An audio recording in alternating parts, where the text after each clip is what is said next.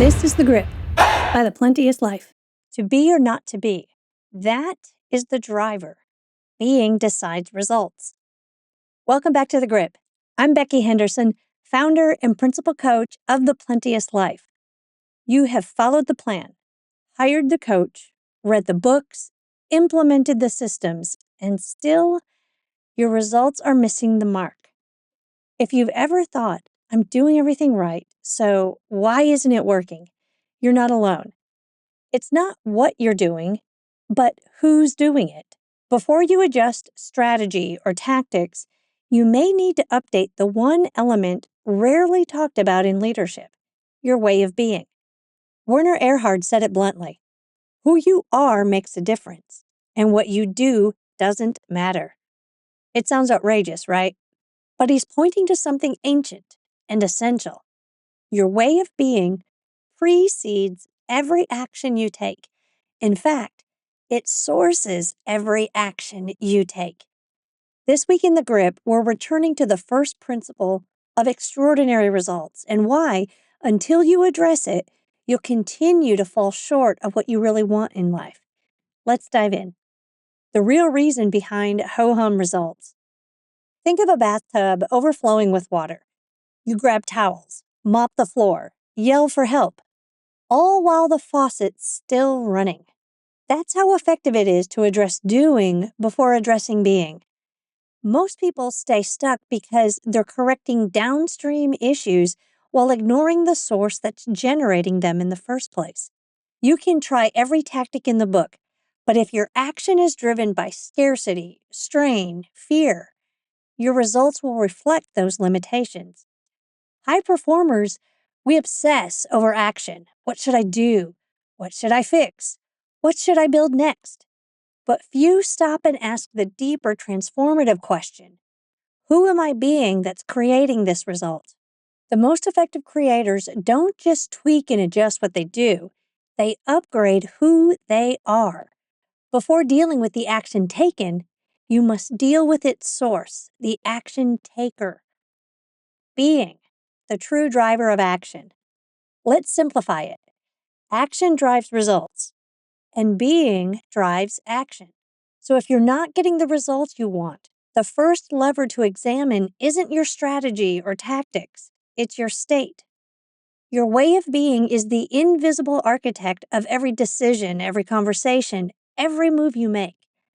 And here's the exciting part. Being is always up for reinvention. It's not bound by your history. It doesn't require proof.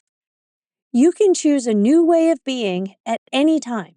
You can choose thriving health, even if your habits have been chaos. You can choose loving relationship, even if dynamics are tense or you're single. You can choose financial freedom, even if your account balance says otherwise. A new way of being bursts into existence instantly through conscious choice, and then materializes through integrity of action aligned with it. Being the context that changes everything. When creating from an outdated way of being, action is effortful. You push, grind, force the outcomes, and it's exhausting. But when your actions are fueled by a new, empowered way of being, something remarkable happens.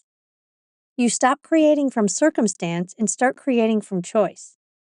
You stop determining your future by what's worked in the past and start generating what's never worked before. You stop chasing outcomes and start mastering process. This isn't wishful thinking. It's how extraordinary leaders create the impossible. In our previous issues of Mediocrity or Mastery and Unlock Your Creation Mastery, we introduced this principle. In the order of creation, being comes first.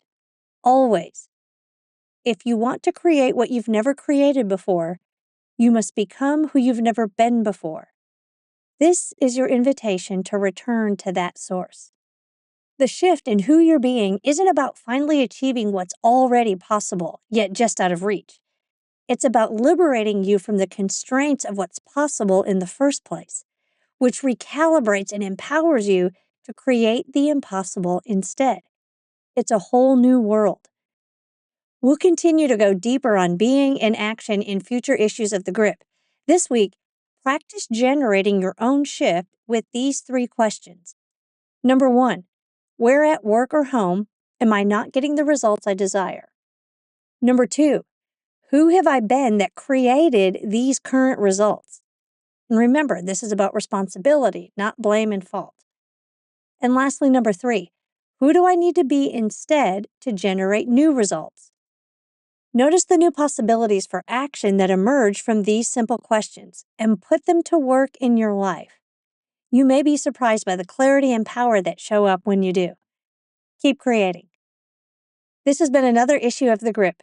From all of us at The Plenteous Life, may you prosper in every way.